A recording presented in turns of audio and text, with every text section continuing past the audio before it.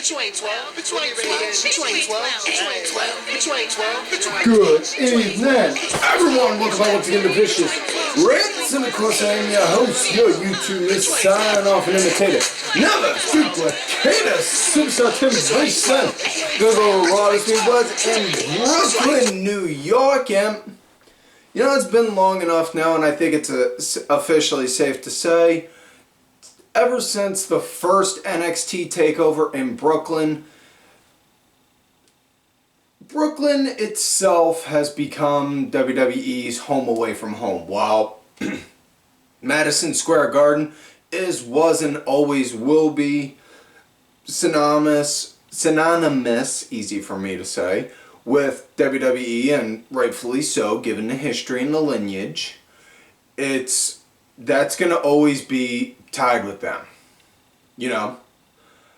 However, there's nothing. It's Brooklyn is like their second home. It goes without. I think it's safe to say it goes without saying now. It's been long enough. I don't know if anyone else has said it, but it needs to finally be addressed verbally. And now that we have, we're going to switch gears and talk about last week via the SmackDown Rewind and the big highlights from last week's SmackDown. It started out with Mein Savior, Paul Heyman, coming out and addressing the fans, telling them that the island of relevancy is under a two-pronged attack. One from Cody Rhodes, and the other coming from a crazed Canadian known as Sami Zayn. And then he goes on talking about how Sami doesn't have a chance at Elimination Chamber, on how these titles mean everything. They are what makes the Island of Relevancy what they are, all this, that, and the other kind of bit. And then Sami slides into the ring right out of nowhere, black hoodie, all set up like he's getting ready to go and dressed up like he's getting ready to go and do a roll, like a mugging on someone, and then sneaks up on Paul. Paul looks like he's about ready to have a heart attack, which, yeah. And then Sami's like, oh, listen, you're safe. Just listen. I want you to let Roman know, come Elimination Chamber, I'm going to beat him. I know what he's capable of. You know, and I'm paraphrasing all this, mind you. I know what he's capable of. I know what he can do. And I am going to beat him. I'm going to take that Universal World Heavyweight Championship. And I'm going to be the one that challenges Cody at WrestleMania. And, okay, I'm going to just point this out right here, right now, because it's been a major hot topic ever since the Rumble itself. People are saying, well, what do? Are they gonna switch gears and go with Sami versus Roman, or are they gonna stick with Cody versus Roman? This, that, and the other. Blah, blah, blah, blah, blah. Here's the thing. Honest to God, I definitely, if I'm lying, I'm dying. I see Cody as a top guy. I see him being a world champion. With that said, I don't see him being the one to dethrone Roman, especially at Elimination Chamber. And there's nothing against Elimination Chamber, but it's that in-between point it's that in-between show, like, here's Royal Rumble, here's WrestleMania. Elimination Chamber is that little one, like that, is like the middle child begging for attention. It's like the middle child begging for attention, basically, and it's just, I don't see the major title change happening there. I see a major story arc being made and established, but not a title change. And personally, I think Sami, now this is just me and it's the wrestling brain in me, the gears are turning, so bear with me as I lay out on how I think it's going to go. Roman's going to get the win, either with an assist from the family or not. Either way. But at the end, then there's going to be a mob brawl on. Sammy's going to get a save at some point from Kevin Owens. Then we're going to wind up getting KO and Sammy challenging for the tag titles at Mania, if not sooner. And then that's where, and then Cody becomes world champion, and then going from at some point from WrestleMania to SummerSlam, Sammy and Owens, they eventually lose the titles, and while Sammy still has all that momentum running with him, he eventually challenges Cody for the title at SummerSlam. That's on how I see that going. And I hope that's the case and that's on how it goes. Because, man, I don't see them doing it. I don't see them saying, well, especially now with Triple H, of all people, now heading up creative. Because the man's smart enough he's sat by Vince's side long enough to work with him to see what Vince did that works well and what doesn't. Plus, Hunter's a pretty creative guy in and of himself. You don't believe me? Look at early NXT days. He spearheaded that whole thing on his own. So yeah. So, that said, what else happened on SmackDown? Hit Row went against Sheamus and Drew McIntyre, and this was just a certified ass whooping because Sheamus and Drew, they just beat the living shit out of Hit Row. Like, Top Dollar didn't even get tagged in. He got his ass whooped, but he did not get tagged in once. After the match, we saw in the Titantron, Sarah Logan being the witch, praying to the gods, saying that she sees a vision of great warriors clashing in battle, and then the challenge was made official. So as of this Friday coming up, we're going to see Sheamus and Drew McIntyre going against the Viking Raiders, and this is going to be bowling shoe ugly in all the right ways. Lacey Evans had a match against an indie talent, which was just being a jobber for the night. Yeah. Braun Strowman and Ricochet had their match for the SmackDown tag titles, and Jimmy Uso, just Jimmy, came out and they showed earlier in the show. Jimmy has been fighting nonstop to try and get in touch with Jay. Jay went off the grid. Nobody's seen or heard from him ever since the Rumble. Nobody's seen him. Nobody's heard him. Nobody can get in touch with him. Nobody knows where he's at. He up and vanished like a fart in the wind. So Jimmy he's walking out like, all right. So as they're doing the announcing, in this corner, Braun Strowman, Ricochet, and in this corner, defending the titles by himself. And then, look there, they're up there in the audience. Look, it's Jay. It's Jey Uso. Jey Uso makes his triumphant return through the crowd, and the Usos are back together, reunited, and it feels so good. Wait, this ain't the Vicious Karaoke Party. We're not doing singing tonight, folks. Anyways. They had a match, stellar fucking match. It was really damn good. I would put this up there as the match of the night. And yeah, the Usos got the win, so the tag title reign continues. They show both brothers talking backstage. Yeah, that's on how we do things. We run this, that, and the other. And then Jimmy confronts Jay. Alright, so let me ask you, man. What's going on? What's up? Where you Sam? And all while they're talking, Paul Heyman's hiding behind a pillar just looking like eavesdropping. And Jay just looks like, man, I don't know. Listen, I ain't gonna get involved in none of this. Alright? I'm out. I was here to do my business. I'm done. I'm out. Alright? And then left it at that, and then Paul comes over. Well, was that your brother? Yeah. Did he say anything? Nah, man. Oh, okay. Yeet. And then Jay winds up seeing Sami Zayn at one point, and he's like, alright, listen, hey, I don't cause any trouble. Just want to say, I see that the ship is sinking. The ship's cracked. It's starting to sink. You got time to get out while you can. You don't have to stay here for it. But I just want you to know, I acknowledge you. Sami saying that to Jay. And then Jay just snaps his head like, what? Like, hey, listen, I ain't getting involved in none of this, man. Alright? And Sami's just like, alright, we cool, man? And then Jay, alright. And then they just leave it at that.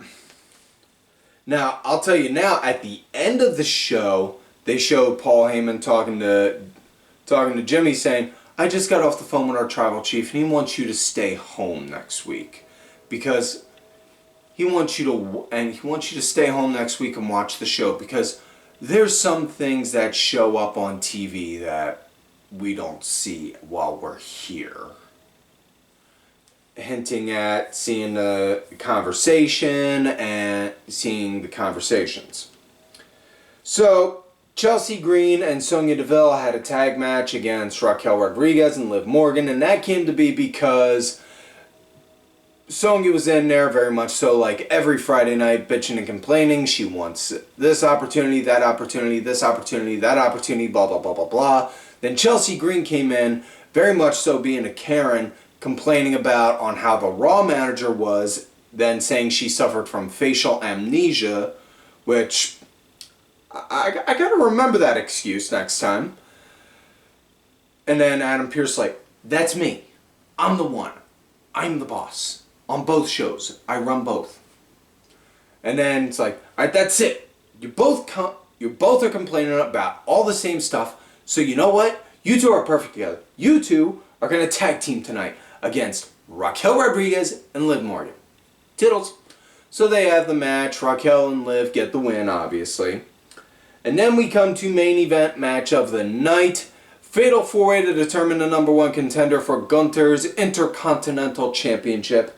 It was Karrion Kross, Rey Mysterio, Madcap Moss, and Santos Escobar. This was a good match. Very much so like what you'd expect for a Fatal 4-way. It was a lot of car crash kind of action.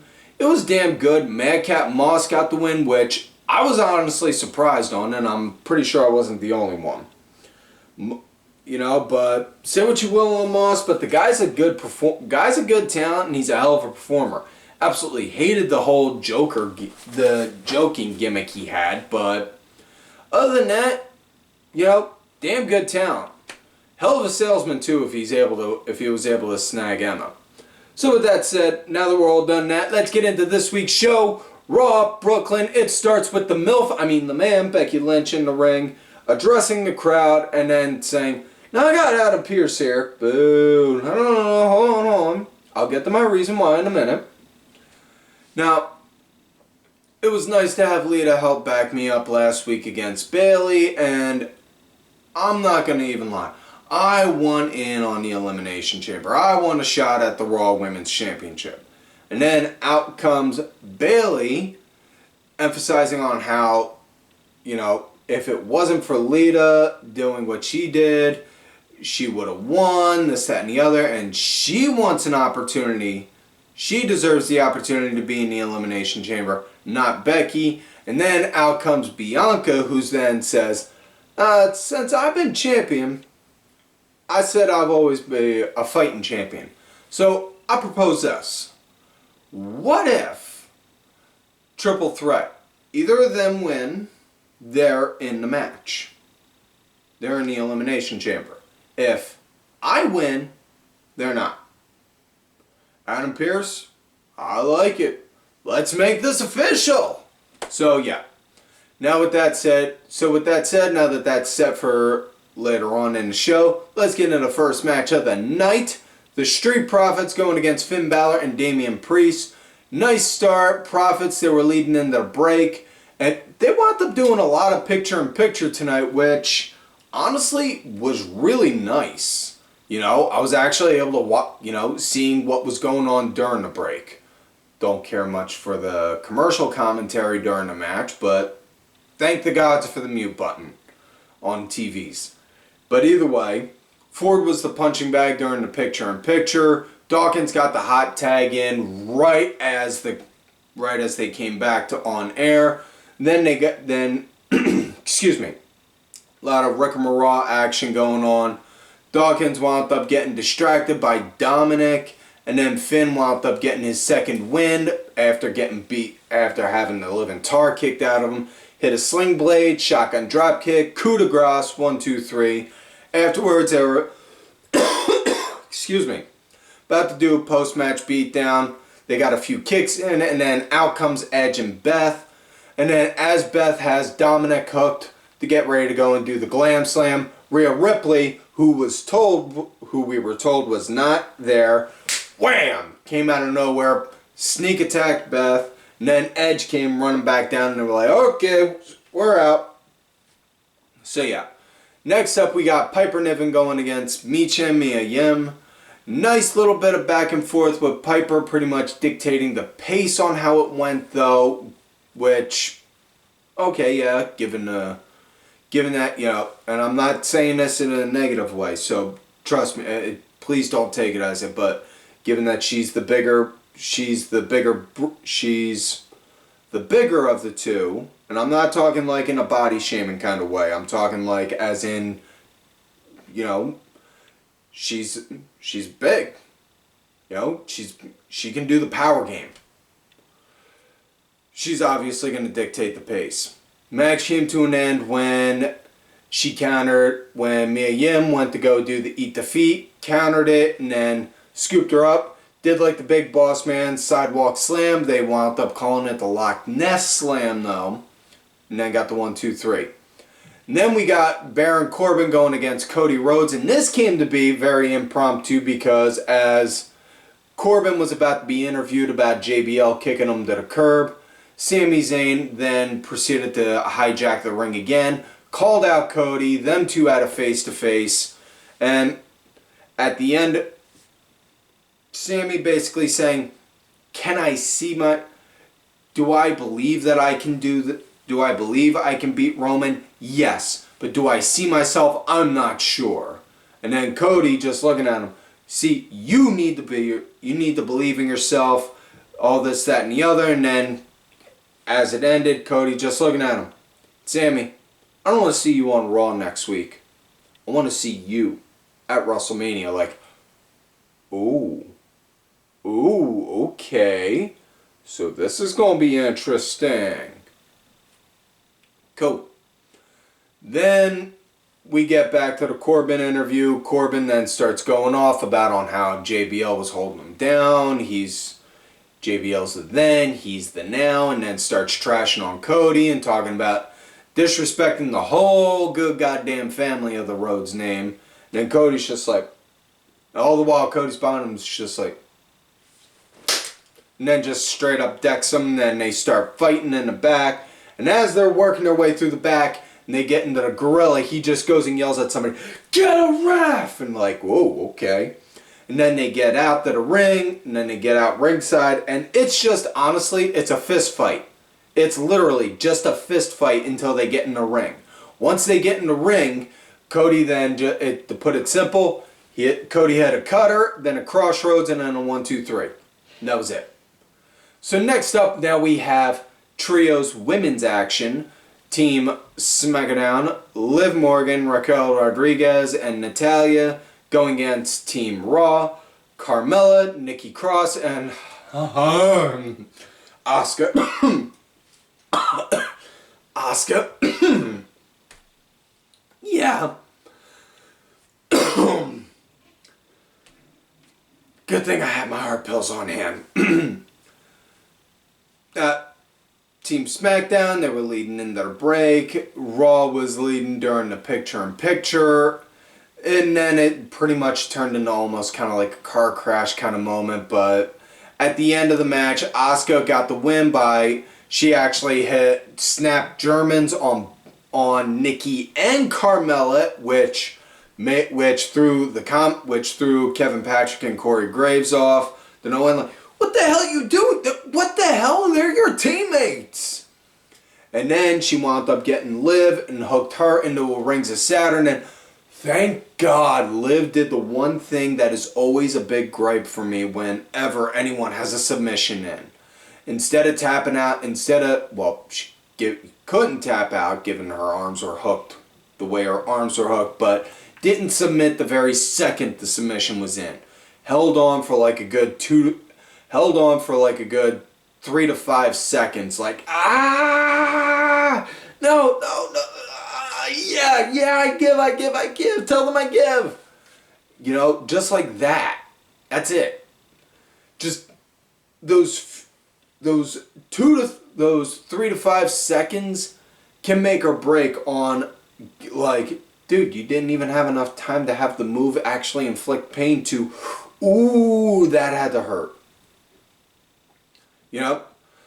Next up, we got Bronson Reed going against Mustafa Ali, and this was very much so almost in the very same pattern of the Piper Niven Mia Yim match. Reed just pretty much bulldozed and plowed through Ali.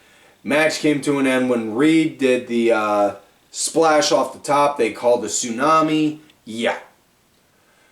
So now we come to main event of the night. Bianca Belair going against Bayley going against Becky Lynch, with Becky and Bayley having stakes in it. Having stakes and a reason to want to get the win. The match actually started off in the picture-in-picture. And like I said, I'm not going to lie, I wasn't, excuse me, not necessarily used to and accustomed to the picture-in-picture on Raw. Used to seeing it on NXT. Used to seeing it on AEW. Not necessarily used to seeing it on Monday Night Raw, but it's grown on me and I actually really fucking like it. And it was good. Bayley and Becky, they were taking turns on Bianca early on. Bianca wound up leading at one point, wound up eventually starting to lead during the second break. And the match came to an end when Becky wound up doing a manhandle slam onto Bayley. And then Bianca just like, okay, scooped up Becky and then did the KOD onto Becky and had her land on Bianca, and then she pinned Bayley. I said that completely wrong. Bianca did the KOD to Becky and had her land on Bayley and then pinned Bayley for the 1, 2, 3. And at the end, you see Becky and Bayley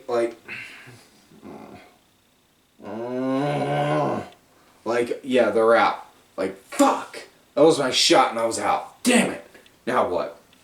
So, yeah. I thought that was all in all, I thought it was a good show for today. Now with that said, that is it for this week's show, folks. So please don't forget to like the video, subscribe to the channel, go back and watch some of the episodes when you can. Look me on the Twitter at Tim Vicious.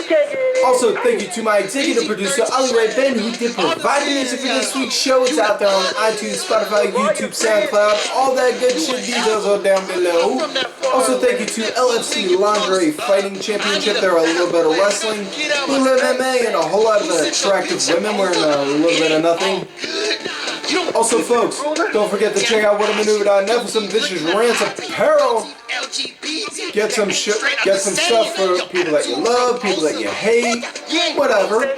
Also, folks, don't forget to check out these cool ass cats already on the Twitter. Kenny Killer DSB on the Squad V. Diabolica RA Sergeant Curry Kenton Dubs in your face.